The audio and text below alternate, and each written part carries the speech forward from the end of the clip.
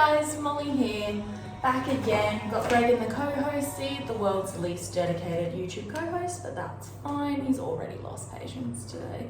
It's raining outside, so he's a little bit distressed. But on this episode of Tea in the Ton, we're going to be unpacking Bridgerton Season 2, Episode 4, Victory. A victory for whom? I'm not really sure.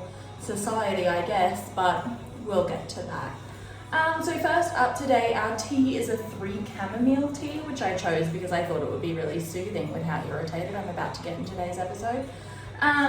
Apparently African, European and Egyptian chamomile are all different. I wish I could tell you I knew that before reading the packet of this tea, but alas, I did not. We'll see how that turns out. So I guess there's a lot to unpack on today's episode. This is going to be a long one. I'm really sorry in advance, honestly. But it is what it is, you know, we're in it now. So I guess starting off this episode, the house party is in full swing now. People are starting to arrive from the city, and we can kind of see like Daphne and Violet are getting ready. She's immediately kind of telling us that like she's not really aboard the Anthony and Edwina Express like everyone else is, but you know, she's not really on board like everyone else is in this scenario. Anthony himself honestly seems to be a little less aboard the Anthony and Edwina Express these days. He's sitting there with Benedict and he's kind of like, was this a mistake? Which like, yeah, it was. I could have told you that from the outset, but you didn't listen. So here we are, like again, we're in it now. Like, what are we gonna do? So, no. So Kate's taken to her bed since this feasting. We'll remember from last episode, I'm sure they had a very tender moment, a very near kiss. And she's kind of just been avoiding everyone. She's taken to her bed like a true Regency heroine, and I love that for her. I love the drama of it. And the implied moment of this, I guess, is that we've lost his attention already today. He's trying to eat the eyeliners in front of us. So he, yeah, hey buddy. So he, Kate's taken to her bed. And Edwina kind of comes in and she's kind of like, okay, are we still upset about this bee sting situation? So obviously she knows Kate's been stung. She doesn't know the situation surrounding it, which is probably just as well. And Kate's kind of like, no, ew, what? I didn't even get stung. So Edwina's kind of like, okay, well this isn't going anywhere and I think you're the reason, which like very astute of her. She just doesn't have the cause down. Like, you were so close to piecing this together, Edwina, and you ignored it at every turn. So she's kind of like, I think the issue is that you still hate him, and Kate's kind of like, I don't think I hate him. Because obviously she doesn't hate him at all, and that's the issue. So that just tastes like chamomile tea. I can't taste the difference, I'm so sorry. Even earlier than usual, that's a bit shameful, right? So Edwina's kind of like, I think the issue is you, Kate, and yeah, obviously it is, but she doesn't know that. So she is, you know, she says to Kate basically like, can you not see anything that you like about him? And again, the issue is that yes, Kate can see things she likes about him. And I think she kind of realized, like I said last episode, I think she kind of realized during that bee sting, and I think Anthony did as well, that like this thing that they feel between them isn't hatred, and it's not actually anything close to that, but like passionate emotions are very close to each other, and it's very easily misconstrued, but we've kind of, at least to ourselves, stopped misconstruing it. And we're avoiding that, obviously, because we're rational adults, so that's what we're doing. And Edwina says, like, oh, Edwina, you're going to come to regret this in about 3 episodes' time, babe. But she says, I don't need your help to make him fall in love with me. I need your help to make him fall in love with you. Edwina. Oh, honey. I do feel a bit bad. But like, in hindsight, it's very funny. So and Kate's like, okay, well, I guess.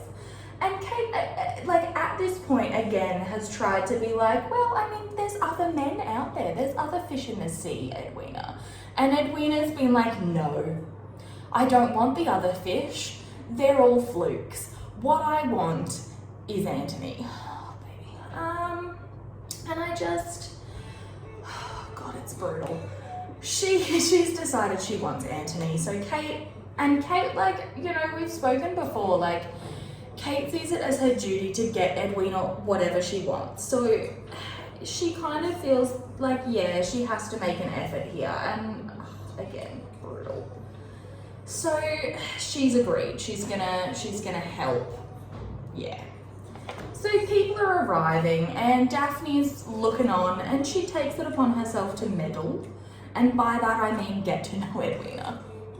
Okay, sure, Daphne. You know, Kate, there's this scene, Colin and Penelope have a moment, which, yeah, whatever. They have a moment, which isn't really a moment. He just says he's going to visit Marina, who lives nearby. And so I'm pretty sure in season 1, and in the books, this is true. So Philip lives in Gloucester.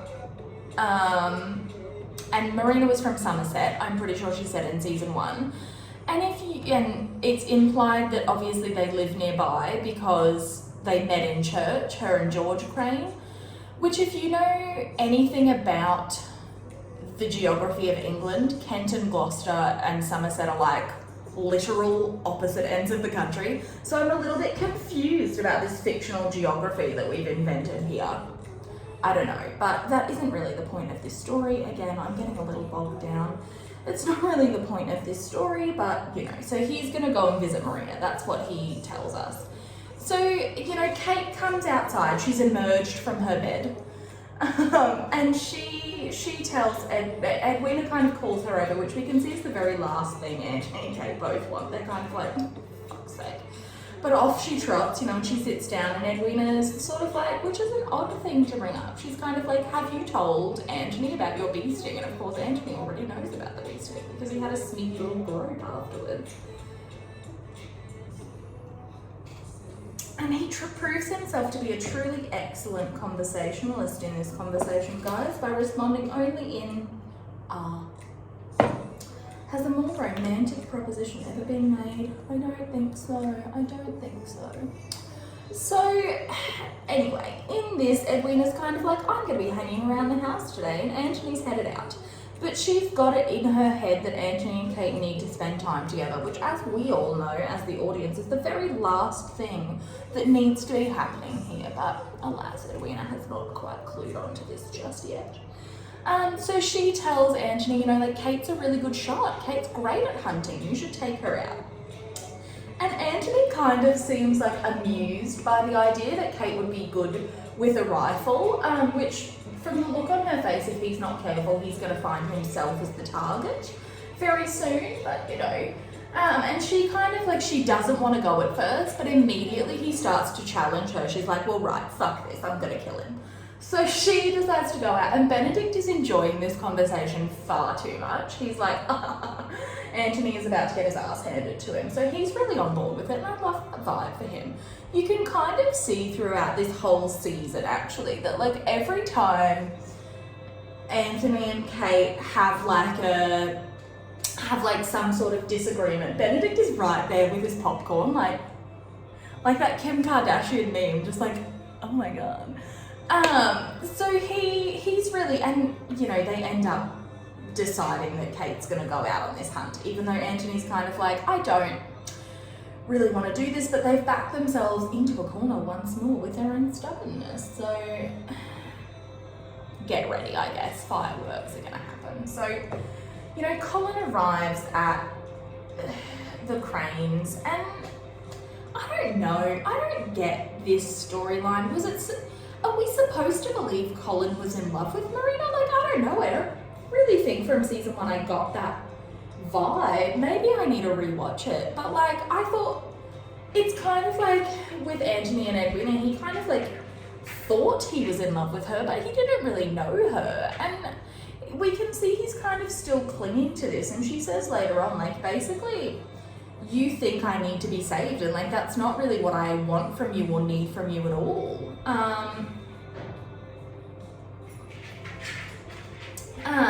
And if you've read the books, you know that, like, I'll put a bit of a trigger warning in here, skip ahead maybe like 30 seconds. But Marina is quite depressed after she marries Philip Crane in the books. Not that we know her as a character. And she ends up drowning herself, unfortunately. And she dies from pneumonia related to that. And I kind of, the show seems to be taking a very different approach to this, and I'm not really sure where this storyline is headed. Like I said last week, I think it was a bit of a mistake to include Marina in the story so much, because, you know, Julia Quinn is not a perfect author. You know, sometimes she's not, you know, but she's very careful most of the time about what she gives you enough information about to emotionally invest in. And you see this in this storyline, and you see it in Francesca's storyline as well. We never really know John Sterling, and that makes it like difficult for us to fully emotionally invest in it. And I think that one of the mistakes this show is kind of making, and I actually like the Marina they've presented to us as a character, which is why I wish they hadn't really done this, because I don't know, I feel like we've now got this situation. Like, if you don't know, in the books, Eloise ends up married to Sir Philip Crane. And I think like we're now presented with this situation where we're essentially sitting around waiting for this character to die, and it feels very morbid. And I'm not really sure I like it, because I like Marina as she's presented, and I think the storyline could have been really interesting, but I do think it was a bit of a mistake the way they've done it. I don't know, like, it's gonna give us some very like conflicting feelings with the Eloise and Marina, well, I guess, but Eloise and Philip's storyline. I've got an eyelash there, that is really annoying. And I don't know, I think maybe that was a bit of a mistake, but we'll see where they take it. Maybe she's not going to end up with him at all. I'm not sure. Like I said, I'm not writing for the show here. So she seems honestly like in a much better headspace than she was throughout the book. So again, I'm not really sure where they're taking this. It's a plot point. So Daphne has taken it, as we've said, upon herself to get to know Edwina better. You know, you would think that these two would have a lot of common ground. Like, there's a lot of societal pressure on both of them, and I think like this could have been a really good moment. Edwina kind of slips into her perfect diamond mode, which, you know, sure, Daphne's a duchess, and she's, you know, the man that Edwina is interested in marrying, that's his sister, so naturally she wants to impress them, and Mary and Lady Danbury are kind of giving her very approving looks throughout. But Daphne kind of says, like, you know, what are you looking for in a husband? And Edwina says, like, I'm looking for someone really even-tempered, like Anthony. Babe, you have witnessed some of his unhinged moments at Ascot. Even-tempered is not really the way I would describe him. I'm not sure anyone would. I'm a little bit baffled by that, but I think, like, what we see consistently throughout this series with Edwina's character is that she's kind of,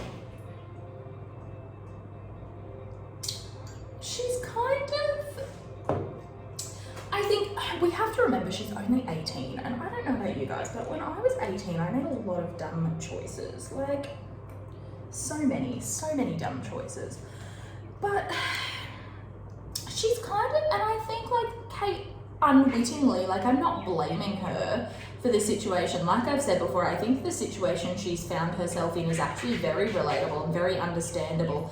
particularly given the fact that Mary seems to be struggling so much still with the death of her husband.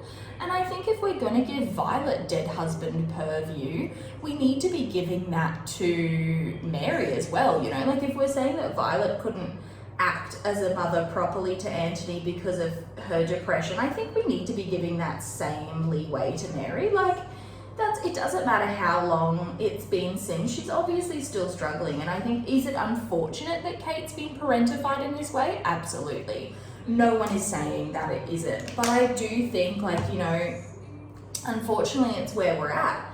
But Kate has kind of, you know, filled Edwina's head with all of these fairy tales, and I think we see later on that Edwina's not in love with Anthony. She thinks she is, or she thinks she should be in love with him.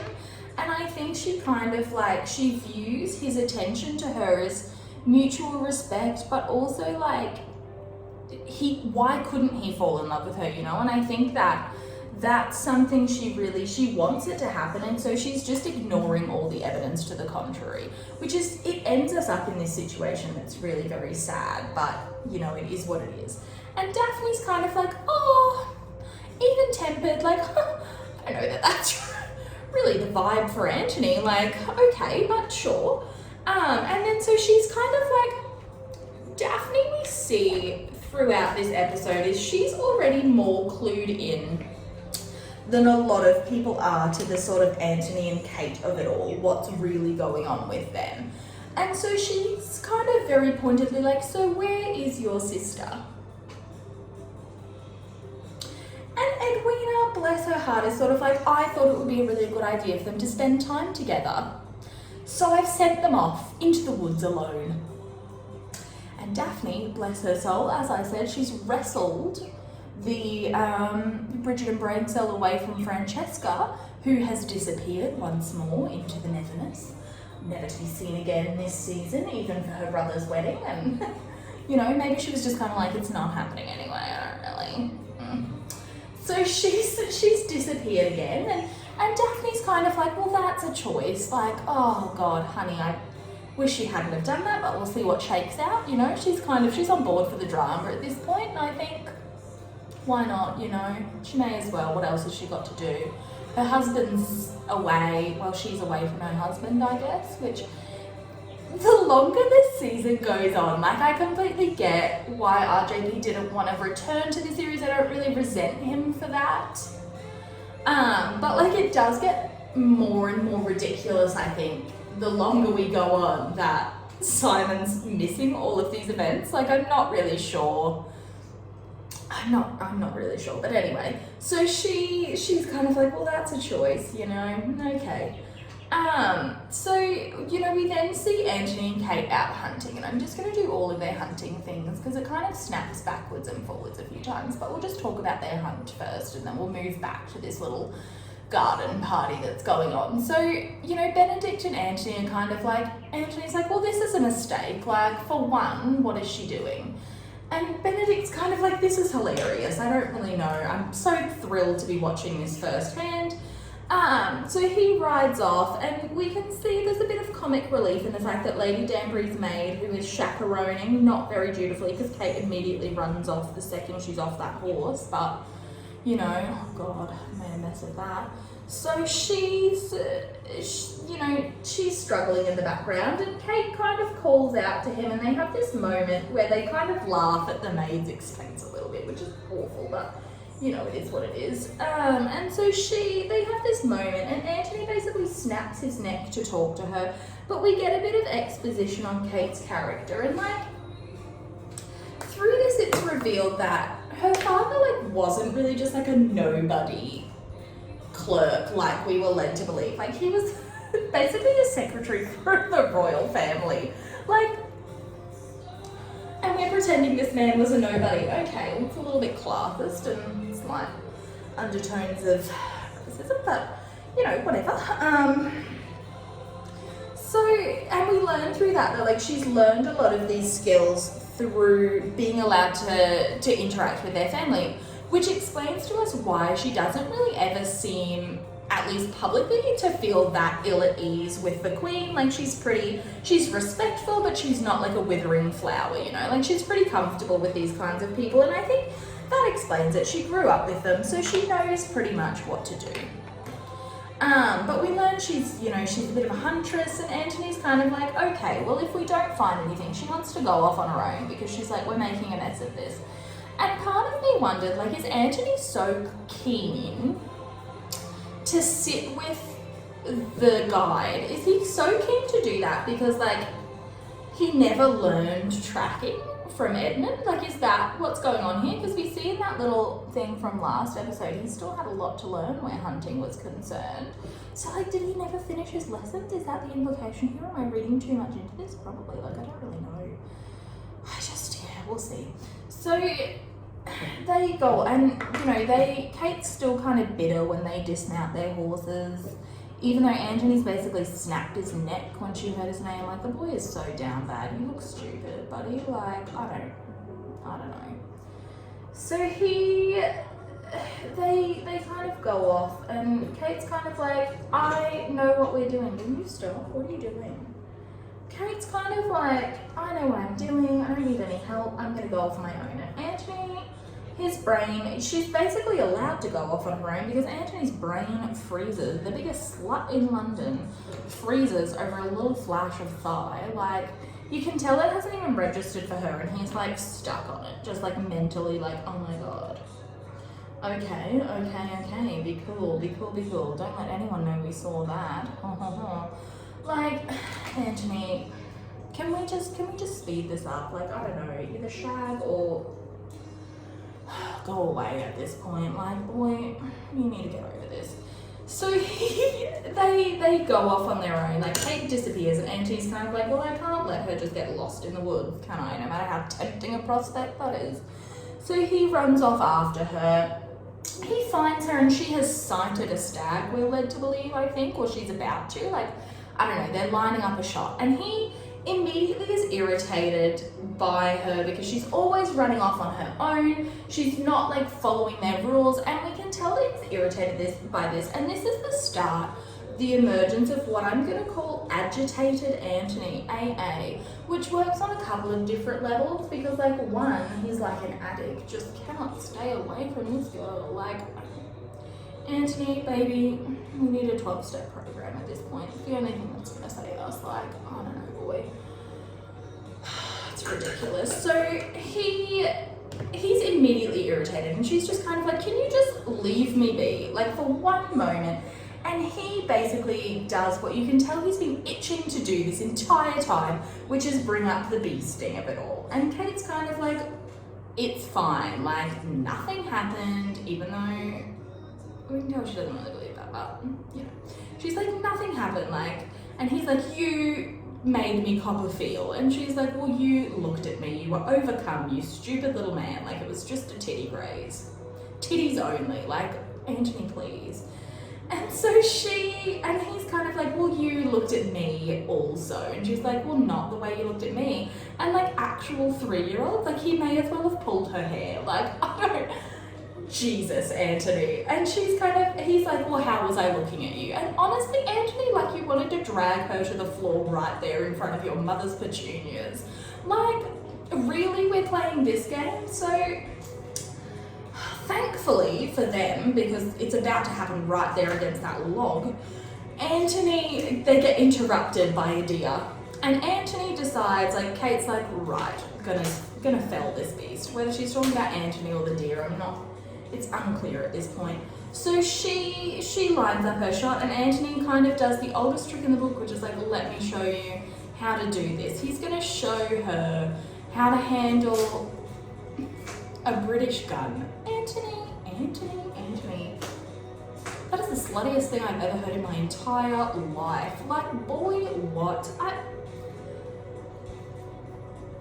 This episode is also the true emergence of slut boy Antony, but, you know, here we go. Like, he says I'm a gentleman about 300 times, and then goes on to just unleash the most unhinged, slutty energy you've ever seen in your entire life. Like, I don't know. who we thought we were fooling in this situation, but you are unhinged. Stop it. Sorry. So they line up, and they're both kind of a little bit distracted. Both of them have got their eyes closed. He's really close. He's holding her. Their hands are touching, and you can tell we're not wearing gloves again, even though we should be. So they're just kind of, they're feeling their embrace, I guess. I don't know how to describe it. You know what it is. We're very close. Our faces are very close, and they're just, thankfully, before anything can happen, we get interrupted again. And it starts to rain, so the hunt's ending. And you can see, and we're going to get to this in a second, but Kate is a little bit perturbed by the rain. So, in the meantime, Sir Colin is regaling Marina, I suppose, with tales about his gap year travels. Like, can we stop this storyline? I'm bored. Fuck this poor woman. She's just had twins and now she's trapped in a room with Colin talking about Greece. Good Lord. It's a surprise she didn't jump from the windows. Like, my God. So Philip comes in, and unfortunately he invites Colin to stay for dinner, and Marina clearly was hoping that this was at an end, but they get talking about plants. Philip, it's very sweet of you. It's very polite, but cut him loose, honestly. So in the meantime, from that again, where are we? Oh, I've lost mine. So Eloise is talking with Penelope, with some other Debs, and it's quite funny because Eloise they're kind of like, well, my mum wants me to marry this old man, so I guess I'll do it. And in this, we're kind of like shown the privilege that Anthony and Violet are allowing Eloise, in the fact that, like, she's not super interested in this, and she's just kind of like, well, why don't you just say no? And these girls are like, to our mamas, like, I didn't know we could do that. And so we're kind of, again, like, we're seeing this perception that, like, I don't know, Eloise's life is not that bad, and she's actually quite privileged, and she doesn't really seem to realize that. And I hope that that's something that they open up to more and more in later seasons, because I do think it's necessary. Like, she's really, like, she's quite privileged in that respect. But so she's not that she notices. So she goes, back at the house. Portia is still on this track that Prudence is going to marry Jack, even though he's not interested at all. And she ends up, I'm just going to go through this storyline now. Where the fuck is my fucking... So I'm just going to go through this storyline now, I guess. But Portia has decided that she's going to marry Prudence off to Jack, as we know from the last episode, which is fine, I guess. They are like fourth cousins, which is barely related, I guess, but, it's still weird. So she's decided, and so in the middle of this ball that we're going to see in a minute, she basically entraps them into the orangery, which I was really surprised to see this storyline, because if you've read Gregory's book On the Way to the Wedding, this is a major plot point, like people hoeing around in the Aubrey Hall orangery. Like, those orange trees have seen some shit. My God. I've seen a lot. So, and we end up entrapping. Prudence is going to marry Jack at the end of it, because Portia then leads people into this room to catch them in the act together that she has set up. So that's all fine and good. Portia and then Jack, we see at the end of the episode. I'm rushing through this storyline because, like I said, I feel like the Sharmas really suffered this season from, like, really heavy editing. And there was a whole plot for Mary that we can see was, like, gonna happen. And for some reason it just doesn't really seem to develop. And because we were too busy watching Portia and Jack run a Ponzi scheme. Like, I don't know, I don't care. I just don't care. Like, this is probably the only chance we're gonna get to develop those family dynamics from the Sharmas, and I wish we had seen that, because I think, like, unfortunately, a lot of the criticism of Edwina and Mary is that they don't really seem to see Kate. And I think that, honestly, from the interviews with Charika Chandran and Simone Ashley and Shelley Conn, even in the limited press that she's been allowed to do, which is sad because I love and adore her. If you've ever seen the show Terra Nova, like, I'm obsessed with it. Obsessed. Shelley, I'm obsessed with you. So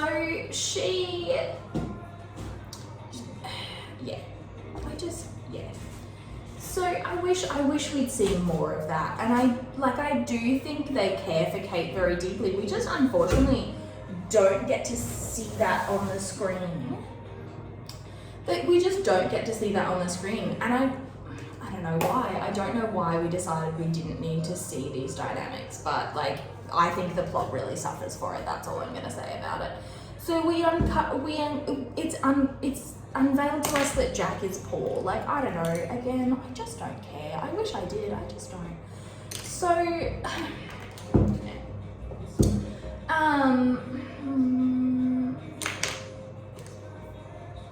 she entrapped, and they're gonna get married, I guess. Like, that's a plot. Not that it ever develops, but you know.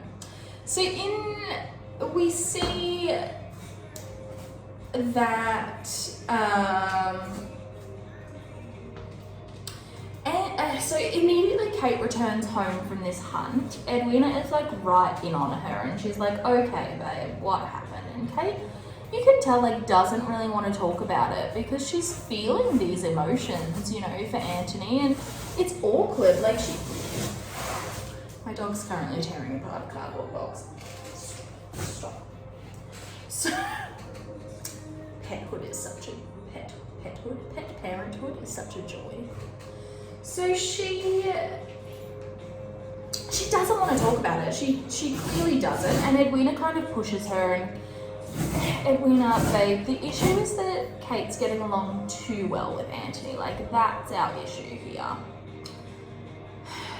And we can see, you know, Edwina's excited. She thinks this means that Anthony's going to propose at the ball, which is coming up, and you know, then we cut to later in the night. Like, it's stormy outside. And Anthony's lying awake, and we see consistently through this series, Anthony is lying awake all the time. In fact, the only time we actually see him sleep is in episode 7, which we'll get to when we get to it, and the significance of that, I feel. But he's lying awake. Kate is also lying awake, and we can see that she's bothered by this rain. Which, if you've read the book, you know that Kate has a really debilitating, and she doesn't know why, and it ends up being related to some childhood trauma when her mother dies. But Kate has a very debilitating fear of thunderstorms, which is kind of hinted at here. And you know, we've talked before about how the show has really changed up Kate's trauma, and I wish that in this little scene we get where, you know, Kate leaves the bed. Oh my god. Kate leaves the bed and goes to the library, and we kind of see Anthony walks in on her, and they have this really sweet moment where basically he says, like, this was my dad's favorite place, like, he really loved it in here. And Kate immediately asks him how he died, and it's a real bonding moment, and you can tell that Anthony, like, hasn't really shared this story with anyone before, and you know, she's probably the first person, not that she really acknowledges that at all, but you know, and she immediately realizes why he reacted the way he did with the bee sting and her, and it's really nice, and you can tell they're about to have this moment. You know, she's told him that her dad used to read to her during the monsoons, and now, like, the rain makes her think of him. So in a way, she's grieving in this moment as well, and they have this moment of shared grief that I think is really a beautiful thing, and I wish we saw more of that, but unfortunately the rain sort of, you can see there's tension building there, and their eyes are locked together, and neither of them are appropriately attired. Oh, lovely. And you can see there's this moment where Kate kind of realizes that she shouldn't be doing this, and she snaps back to, like, the person that she wants to portray to the world, and instead of, you know, and Anthony tries to stop her, and he's wanting to reach for her and comfort her, which I think is really beautiful, but she just leaves. And I wish that scene had been just a little bit longer, just like a little bit more bonding.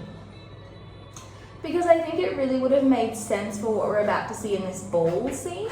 I think it really would have propelled that forward a little bit more, and I wish we'd seen it, but alas, no. So we see the next day, Daphne basically is sitting with Violet, and they're getting married. No, they're getting ready, and they start talking about sort of how they view marriage, and Daphne's kind of, I think, feeling Violet out for how she feels about this Anthony and Edwina situation. Like, and she kind of very pointedly brings up, like, I thought that Anthony would end up with someone a lot more like him, you know, like, and Violet sort of says, you know, like, sharp and quick and a little too exacting. And I think, like, that's kind of what we see every interaction Violet has ever had with Kate. That's what we see, and I don't think she recognizes that, and I don't think she will for a long time. But we can see that, like, Daphne is realizing this, and she basically says, like, you know,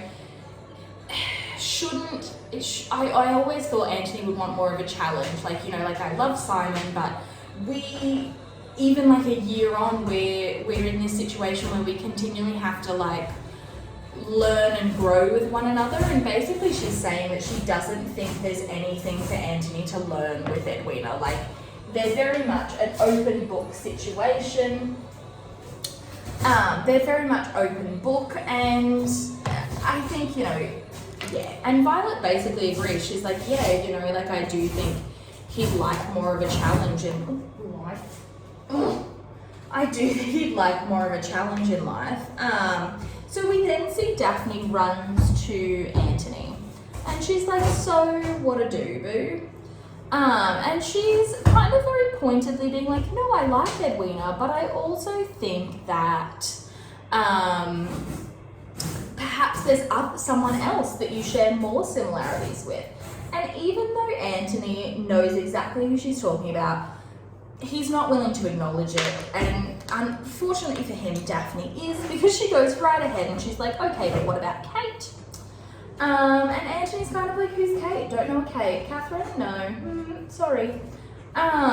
So Daphne's kind of like, well, it is what it is. Like, I don't know what else I can say to you. And this is, I think, like, something we see again and again from the Bridgertons this season. They just kind of leave Anthony to his own devices more than they should, I think. And I think that is really responsible at the end of the day for him feeling so alone and feeling like, he says a couple times he genuinely thinks that his siblings resent him and they hate him. And I think that's so sad, because I don't think they do. I think they just don't know what to do with him.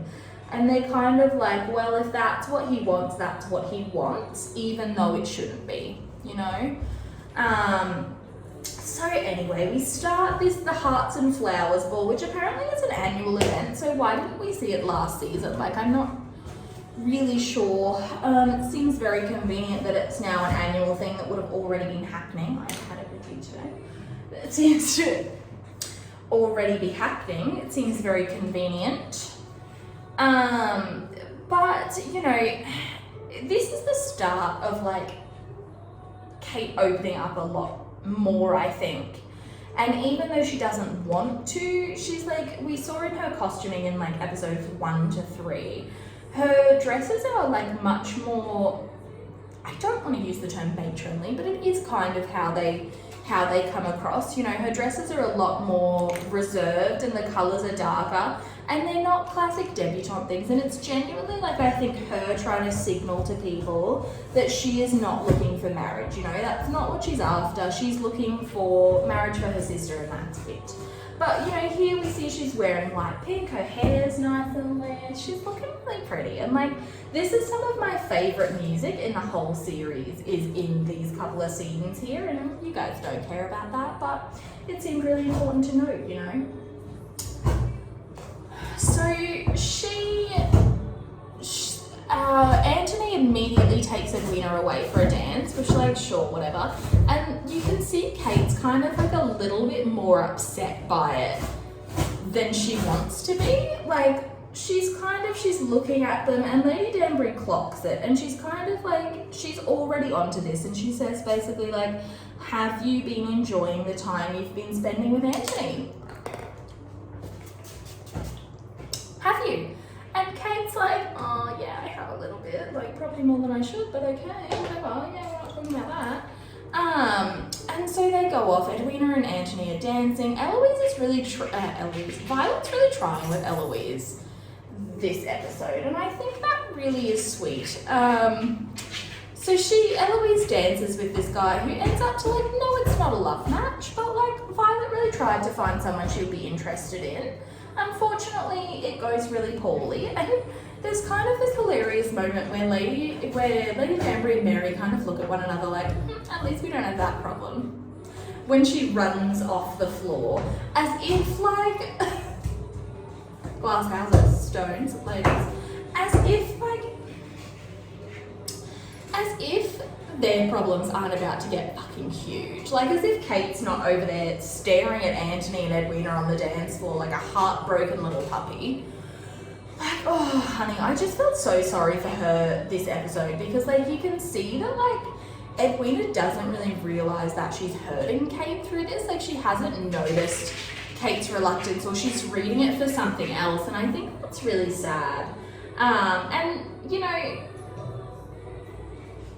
Kate's sort of still in deep denial about it herself, of course, but so Edwina has decided that Anthony and Kate need to dance together. And you know, yeah, babe, this wasn't a good idea.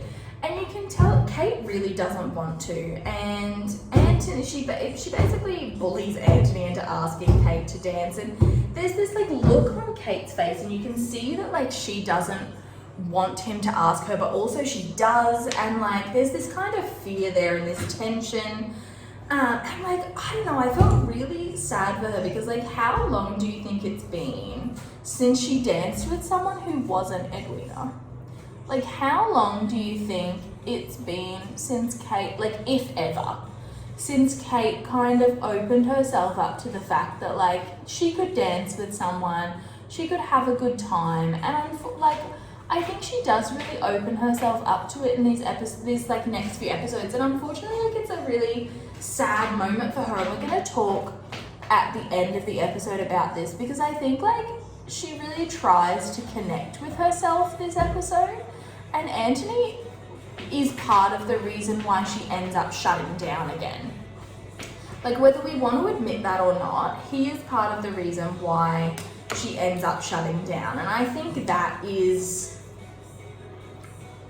it's really sad. And I think Simone actually does such a good job of like showing us this through her facial expressions alone. She has such an expressive face. Like I really love and adore. So she and Anthony go out onto the dance floor, and this is 100% my favourite dance of the entire series. I know their wrecking ball dance is like so beautiful, and we are going to talk about that when we get to it because like it's really iconic and cute, and there's some really nice moments there, but we do need to talk about this one. And Dancing on My Own is such a good song for them because, you know, obviously we all know the song, we know what it's about, but also like the dance itself, there's a lot of like circling involved and like near touches, and it's really telling of the relationship they've had up until this point.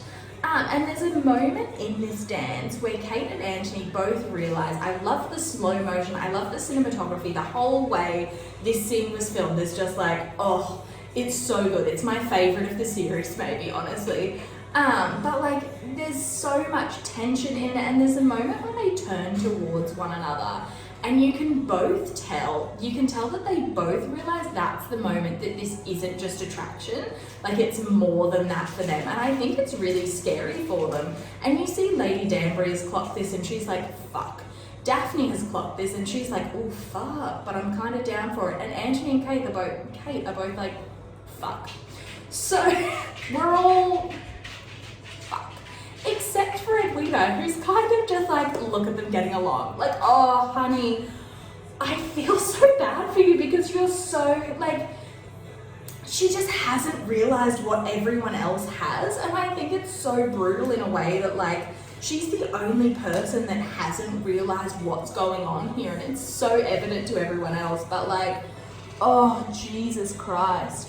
So she, you know, Kate immediately puts up the defense of like, you wanted to talk to me about Edwina, because she's realized that she's feeling this a little bit more.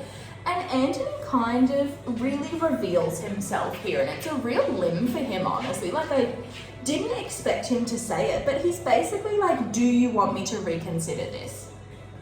And it's telling her basically like, if you tell me not to marry your sister, I won't do it. Like, this is your chance, this is your moment. Tell me you want me to, basically. Like, tell me I'm not the only one that's feeling this. And she immediately puts up the defense of like, well, I'm going back to India. Which, the amount of times it's mentioned, I truly honestly think that this is part of the reason why they chose to, like, if you've read the book, you know that the Sheffields are from Somerset, which, like, Somerset's a really nice place. Bath is beautiful. So I've put so much highlighter on again. I'm just really bad at highlighter, guys. Maybe I should just stay away from it. I don't know. This Little Mermaid kid, it's really... So she immediately puts up this front, and Anthony like kind of panics. Immediately she says she's not going to be there. He panics. He doesn't know what to do, and he panics. And he basically goes so unhinged, because I think like he's gotten used to this idea that like Kate would always be there, and maybe he wouldn't be able to be with her in that way, but he could still enjoy like the kind of odd friendship that they've been forming. And I think he does still want that like kinship with her, even though he's not willing to open himself up to the rest of it. Like, he still wants that sort of kinship he's found with her, because I genuinely think like, and this is the issue with both of them, like they both are there when the other person needs them most but wants them least. Like, I've said that a few times, and I think it's really important for them, because they're both the kind of people that don't really open themselves up to help from other people, and they don't really get the option with each other. Like, they're just there when the other person needs it. And I think that's really beautiful. And he's sort of gotten used to the fact that he feels this kinship with her, and he expects it selfishly to always be there. And again, we see from Kate, and this is the most blunt she's been about it, where she's basically like, I'm not abandoning her. Like, she doesn't need me anymore. She's going to have her own life, and I don't have any place in that. She doesn't need me. She doesn't want me if I'm not useful to her, which I think part of what scares Anthony is he recognizes that attitude in himself, and he runs off. And Edwina's really upset, so she asks Kate what happened, and Kate like genuinely at this point doesn't understand why she's felt this odd connection, but she doesn't know if it's one-sided. And we're gonna get, again, at the end of the episode, I'm gonna run through why I think, like, even at the end of the series, Kate still genuinely believes that this is a one-sided connection between them. So he runs off, and we see them, he bursts into his study, and how Kate followed him so quickly, like, I'm not really sure how far away is the ballroom from the study. But so he basically, like, he's really upset, and she's kind of like, why does this upset you? Like, why does it matter? Why do I matter to you? And he essentially is like, well, why do you hate me? Like, why don't you want me with your sister, really? Like, what's the truth, Kate? And Kate isn't really willing to say anything. So she says, basically, like, you vex me, you irritate me. And I think, like, part of the thing with Kate and Anthony is that neither of them really ever hated the other. Like, it is enemies to lovers, 100% it is. But they're enemies because, like, Kate and Anthony are two people that are very used to managing their way into being exactly what they want it to be, managing their way to getting what they want. And the other, basically, Anthony and Kate are two people that essentially were the first person to say to each other in a really long time, like, you know, you can't have everything the way you want it, right? And they didn't like that. So yeah, he's really irritating, and she kind of uses that as an excuse, and he's like, so you hate me? And she says, yes, she does. And I think, like, truly in that moment, she does hate him in a way, but not because she hates him, Anthony. She hates the fact that he has come into her life and he's forcing her to reevaluate all of these things that she thought were true, and like all of her priorities, and she hates it. She hates that she's having to look internally. It's like when someone basically calls you out on your shit and you're like, I don't want to hear this from you. Like, and no matter how much you need to hear it, you don't want to hear it from them. And it basically devolves into this like moment where he steps really close, and again, they're doing their favorite like mouth, almost to mouth situation, which like, this is basically a kiss, right? Like, no one's lips are moving, but like, we're pressed. So at the very least, it's like a 7-year-old kiss, like you touch them. So, I don't know why that's important to me, but he basically says like, you know, and honestly, watching this moment, I felt so stupid because like, I was breathless. It's like I was in the room with them. Their chemistry is just like, honestly, no matter what you say about the rest of the season, the write and the secondary characters, like, the characterization and the tension between Simone Ashley and Jonathan Bailey is like fucking extraordinary. Like, never seen anything like it in my entire life. Like, amazing. So, Slutboy Anthony is basically like, well, tell me you feel nothing and I'll walk away from you. And Kate's like, not someone, as we've said, I really shouldn't have chosen that moment to start my lip liner, so let's not. But so Kate, like, as we've said, is not someone that's very comfortable talking about what she wants. She's spent the last 8 years repressing the fuck out of it. So she kind of doesn't know what to say, and she's alarmed because, again, like, she's probably never honestly been in this situation with a man before, and it's like, it's new, and while she's a little bit older and like probably more aware of the world than say Daphne was, like, I mean, it'd be hard to be less aware of the world than Daphne was, let's be honest. But so she doesn't know what to do, but you can tell like she's leaning into him, like she's not saying what she feels, she's struggling with that, but she is telling him in a way that she feels something. And you can tell they're very close and they're just about to kiss and she's just about to say something and Daphne walks in. They spring apart, obviously, but you can tell Daphne's seen everything. And Kate is like, Kate's distressed by this situation, as anyone would be, I think.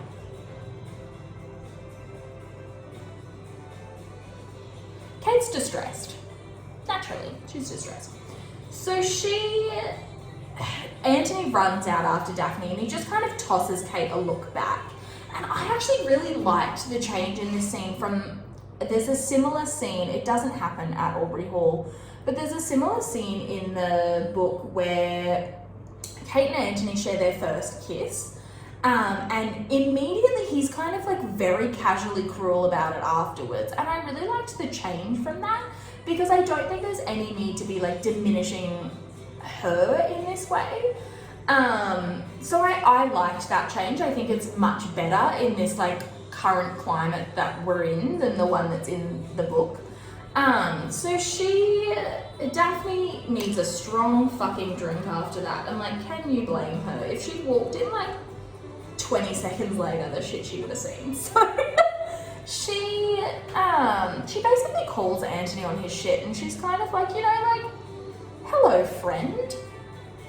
Who's calling who a slut now, boy? Like, and I really liked that she got this kind of delicious moment of vengeance. Like, part of me really did want her to be like, Kate, it's pistols at dawn. I'm so sorry. You've compromised him. Like, I know he's already a big slut, but like, I'm so sorry. You made your bed. Like, but Daphne's kind of like, you need to be honest with yourself. Like, I know that this isn't what you wanted, but there's something between you and you can't ignore it. Like, you're in love with her. And Anthony, he tries to play it off at first, but she's like, no, like, stop lying to me. Stop lying to yourself. Stop lying to her. It's not fair to anyone, this situation. Like, you're in love with her. And so he says, well, okay, I know what I'm going to do. And Daphne's like, a victory. I've won. True love. Oh, no. So we see this next scene, and this is one of the ones that makes me really perplexed about Lady Danbury this season. Like, I don't know, Kate's crying, and what we learned from this season is that when Simone Ashley cries, I cry. Like, Stop doing, can I have, ma'am, 1 moment's rest without you emotionally attacking me with your excellent acting? It's rude at this point. Like, I don't know what to do.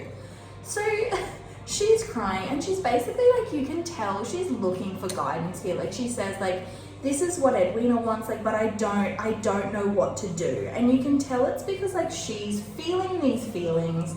She doesn't know what to do about it. Like she doesn't know, she has spent so long. I'm gonna just really quickly finish my lipstick, even though we're in the middle of a thought, because it's bugging me that I only have half when I look at myself. It's vanity. So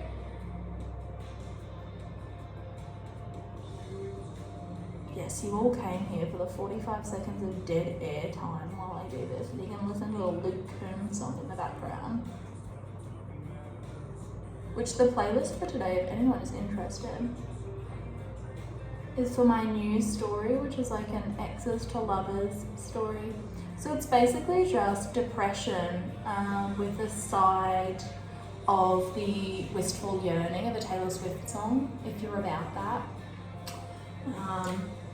But anyway, so Kate is kind of, she's in this situation where she's caught between what she wants and what Edwina wants. And she came here to put Edwina first, and that's what's running through her head, you know? Like she came here to do this for her family, and now she feels like she's being selfish because she's fallen in love with Anthony. And she doesn't really know what to do, but like she's caught and she's looking for guidance from Lady Danbury. And Lady Danbury says her most like probably astute thing this season, which is basically like, you need to be honest with your sister about what you want, because it's going to save us all a lot of trouble. And so Kate's kind of like, okay, like, and she's coming to the realization that she has to do this, but she also doesn't really know what she's going to do. So we see the next morning, everyone's kind of leaving, and Edwina's upset, obviously, because she thought she was going to get engaged, and she had her heart set on Anthony, and he obviously hasn't proposed yet. And she kind of says, like, I don't know, like, we all did everything that we could have done. It's not going to work out between us. Maybe his affections are engaged elsewhere. And Kate, I think this is truly one of the most brutal moments of the entire series, because, oh fuck, when you actually think about like what is going through Kate's head, and we're going to do this, I'm going to get really into it. What is actually going through Kate's head in this moment, I'm decided to add something to my eyes, so I'll do that while I do it. It's really brutal. But Kate, like, so after 8 years, she's told us in a previous episode, 8 years ago, she started this like campaign for Edwina. After 8 years, she is finally going to acknowledge that she's had some feelings, and she's going to talk to Edwina about them, and she's going to tell her what happened with Anthony. She's going to do it. And before she gets the chance, like, you can tell she's really nervous, but before because Lady Danbury kind of gives her this look that's like, yeah, Kate, maybe his affections are engaged elsewhere. Which, hilarious. It's a little less pointed than that, but, you know, the drama. So she basically, and before she can get to do it,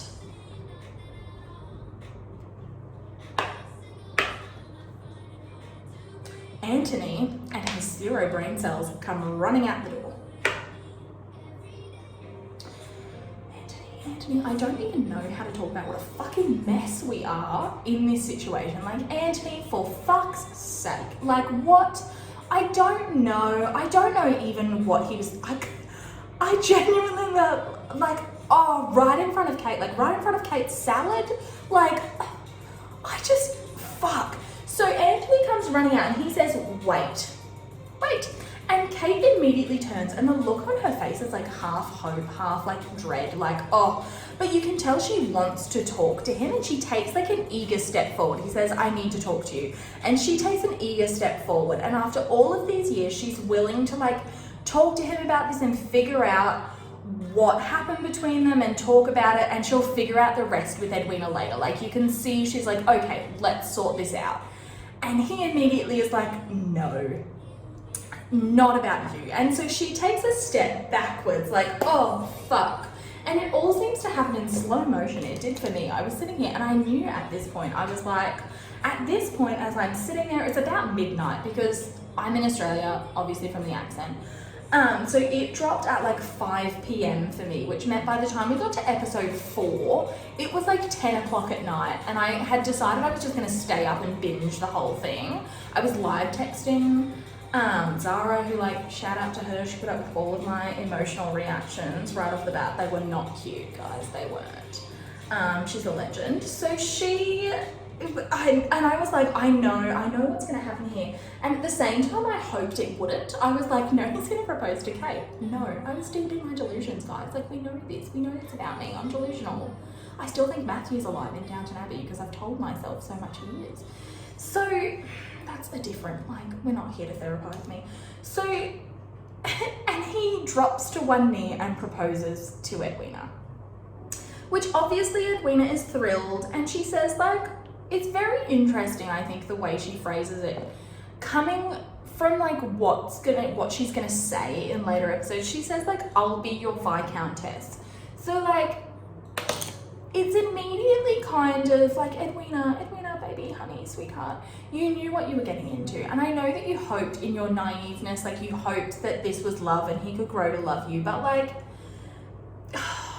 I think Edwina honestly suffers from the most inconsistent writing this season, and it's honestly, like, I think, like, Charika Chandran's performance is brilliant as Edwina, and, like, I felt for her during this, and I don't, like, necessarily think any emotions she has later are invalid. Like, I think, honestly, a lot of them are pretty, like, I would be just as upset. But let's talk about what's really happening for Kate here in this scene. Like, so she, after so long, was ready to tell her sister something that would honestly hurt her. Like, at this point, Edwina was emotionally invested in Anthony, and whether that's real love, like, I don't honestly think she was in love with him. I think she wanted to be in this naive sort of way. She kind of ignored all of the things to the contrary, like I've said. But, like, so she knew that Edwina was invested in Anthony, and she knew that hearing that Kate had feelings for him would hurt her, but she was willing to do it. She was going to do it because of what she felt for Anthony. Like, it was bubbling up inside her,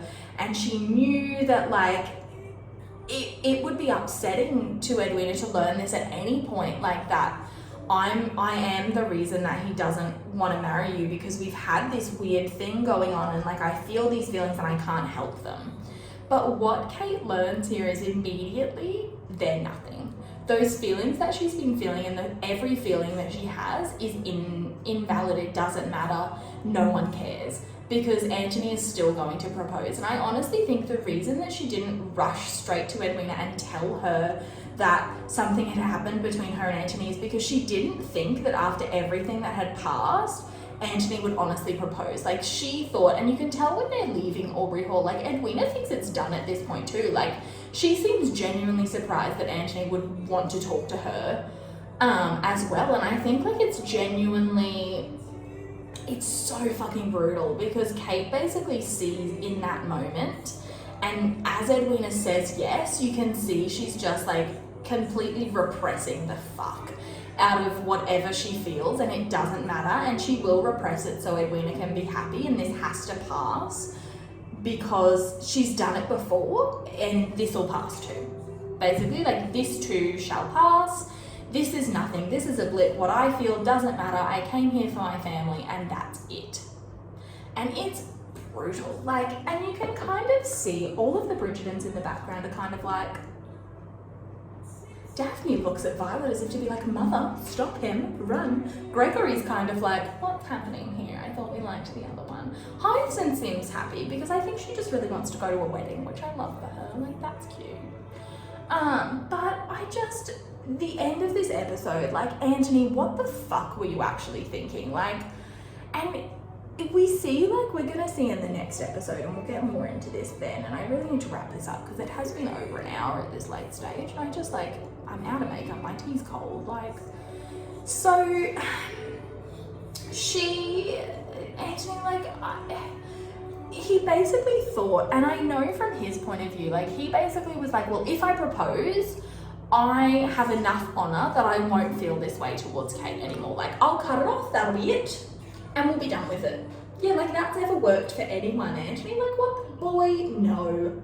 I love him to death, but, like, these choices, I don't know. And he's responsible. Like, well, he doesn't want to admit it. He's responsible for the fact that Kate thinks that this is something that they'll get over.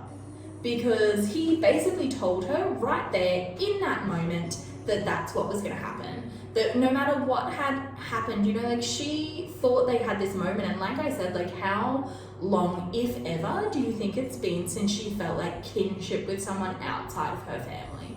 Like Kate is very alone in this series, much more so than she was in the book. And I think like how long has it been since she actually opened herself up to someone, and he completely just like shows her immediately that it's not worth it. And I think that's so sad, and it's just reinforcing everything that she already thinks about herself.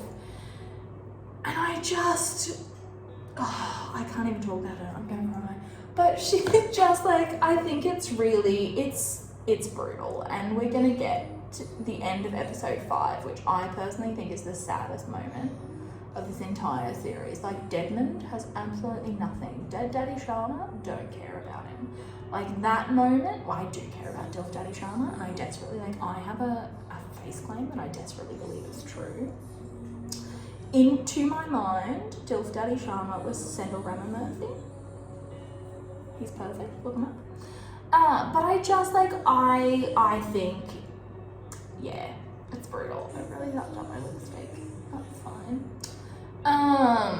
It's really brutal in that moment. And yeah, that's where the episode wraps up. Anthony and Edwina are engaged, and Kate's going to fuck herself, I guess. So, great.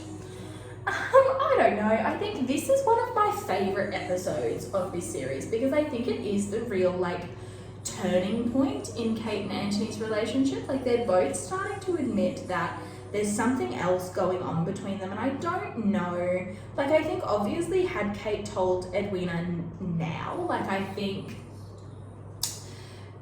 she still would have been upset, but I think she wouldn't have been as humiliated, which I think it's really that humiliation that leads to her reaction that we see. I wish that, like, the plot that they'd chosen had been that Edwina realizes now at this point. We maybe could have pushed that engagement out to episode 5. But Kate, I wish Edwina had realized now at this moment that this proposal is not what she wanted, and we'd called it off here. The rest of Anthony and Kate's storyline, I think, like, I really like the changes to. I just wish they hadn't let it go so far, because there's so many emotions that get tied up in that I just think were unnecessary. And like I said, I think having so much of Edwina's voice and her character development tied to a man is really, like, it's a bit stupid, and I think there was room for something outside of that. Like, they did a really good job with what they had, and I think, like, there's an argument to be made for the fact that in the series, Edwina is used as much more of a plot device than she is in the books. Like, she becomes an obstacle for them in a way she wasn't in the book, which I'm not, like, super fond of how that played out. But, you know, it is what it is. I still think that, yeah, there's a lot of growth that happens through it, and I do think it's important, but yeah, I don't know.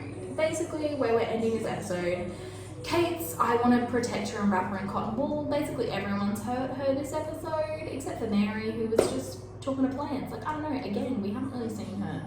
And I think one of my things that I don't like about this series, like I said, I think the Sharma's relationship has suffered a lot, and it's all sitting on the cutting room floor, essentially, and I would really love to see, like, some longer cuts of these episodes so we can see, like, scenes that were shot there. But I think, like, Mary had a whole arc that I think was cut out, and I think, unfortunately, a lot of scenes that should have gone to Mary have gone to Lady Danbury, which I don't necessarily hate, because I think it's becoming this sort of, like, mentorship thing, but I do wish it had been a little bit more evenly split between Mary and Lady Danbury. But, you know, because, like I said, I think, like, we're not going to see Mary and Edwina again through the series, and I think that this was basically their chance to develop those dynamics, and I think, unfortunately, they've fallen by the wayside for B plots that are essentially irrelevant in the grand scheme of things. Like, I don't care about Theo and Eloise. Like, I don't care, and not that I don't care. I think it might have been better served later in the series. Like, at this point, we don't really need to see these relationships developing, and I think, yeah, that's one of the things that I'm not sure they've been very careful about. Like I said, introducing us to things that we're gonna get emotionally invested in that are not gonna be the way they turn out. And I think it's just, yeah, I don't know. It doesn't really fit. Maybe they've got a grand plan, but that might be giving them a bit too much credit, I think. So anyway, basically, Kate's upset at the end of this episode and Anthony's a fuckboy, so congrats to the happy couple, I guess. So yeah, I guess that's all for today. Thanks for sitting through this. If you managed it, like, congratulations to you. I don't even want to be here anymore. But if you want to hear more about my thoughts, you can follow me on Tumblr at Newton Sheffield. You can find me on AO3. I've said a couple times I've written quite a bit of Kate and Anthony fanfiction. Yeah, I guess you can follow me on Instagram as well, but you probably don't want to. So yeah, I guess thanks for getting ready with me. Have a good weekend. It's a long weekend. It's Easter this weekend, so happy Easter, and we'll see you next time. Thanks, bye.